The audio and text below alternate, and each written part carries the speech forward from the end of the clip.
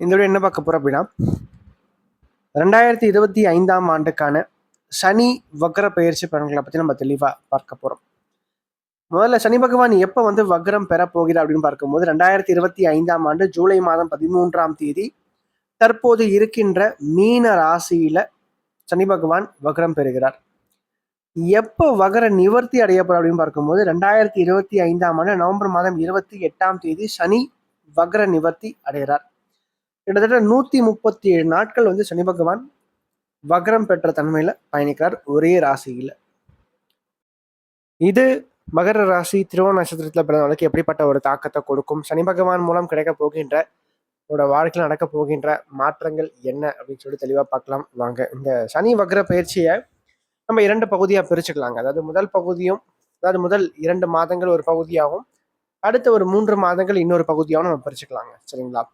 இதுல ஏன் 2 பகுதியா பிரிக்கிறோம்னா, சனி ஜூலை மாதம் வக்ரம் பெற்றாலும் கூட இந்த சனி பகவானுக்கு செவ்வாயினுடைய பார்வை கிடைக்கும். சரிங்களா? தற்போது சிம்ம ராசியில செவ்வாய் அமர்ந்திருக்காருங்க. இந்த செவ்வாய் அதோடைய 8ஆம் பார்வையால் சனியை பார்ப்பார். அதே மாதிரி ஆகஸ்ட் மாதத்துக்கு 2வது பகுதியில் பார்த்தீங்கன்னா ராசிக்கு, அதாவது மகரத்தினுடைய பாக்கியஸ்தானம் சொல்லப்படக்கூடிய கன்னியில பார்த்தீங்கன்னா செவ்வாய் நுழைவார். சரிங்களா?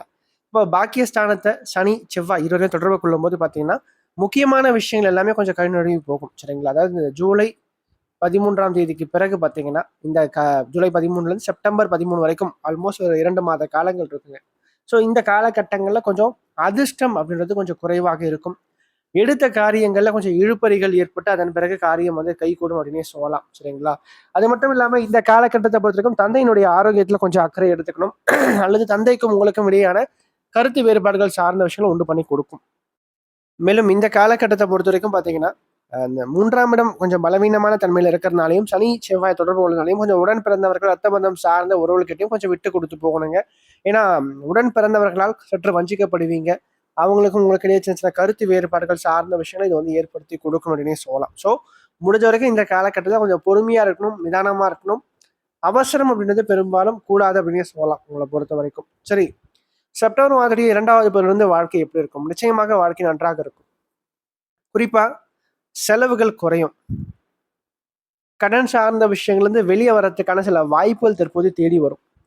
2வது, இந்த காலகட்டத்துல 7ஆம் இடத்துல குரு பகவான் அதிசார கதியில பயணித்து உச்சம் பெற்ற அமைப்புல சனியை பார்ப்பார். அப்போ உங்களோட முயற்சிகள் பலிதமாகும். எடுத்த காரியங்களை ஜெயிச்சு காமிப்பீங்க, முன்னுக்கு வருவீங்க. அது மட்டும் இல்லாம இதனால வரைக்கும் வாழ்க்கையில உங்களுக்கு நியாயமா கிடைக்க வேண்டிய ஒரு பெயர், புகழ், அங்கீகாரம் சம்பந்தப்பட்ட விஷயங்கள் அது வேலை ரீதியாகவும் சரிங்க, குடும்ப வாழ்க்கையிலும் சரிங்க தற்போது கிடைக்கும்.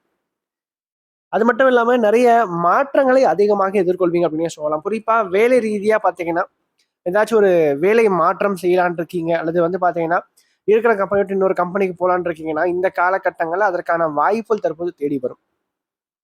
2வது, திருமண முயற்சிகள் தற்போது வெற்றியை கொடுக்கும். ஏன்னா 7ஆம் இடத்துல ஒரு மாபெரும் சுபர் உச்சம் பெற்ற அமைப்புல அதிசார கதியில பயணிப்பார். சரிங்களா? குரு பகவான். ஸோ அப்படி இருக்கும்போது குரு 7ஆம் இடத்துல வலுப்பெற்ற அமைப்புல இருக்கிறது நிச்சயமாக நல்ல ஒரு குடும்ப வாழ்க்கையை அமைச்சு கொடுக்கும்.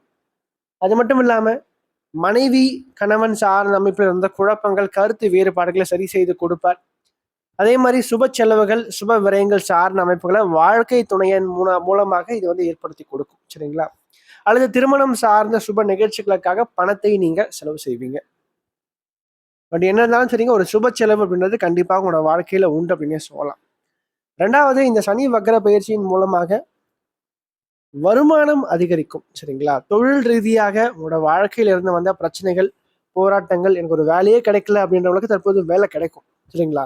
நீங்க என்ன செயலுக்காக, என்ன ஒரு விஷயத்துக்காக நீங்க முயற்சி பண்றீங்களோ அந்த செயல், அந்த விஷயம் உங்களை நீங்க நினைச்ச மாதிரி நடந்து முடியும்.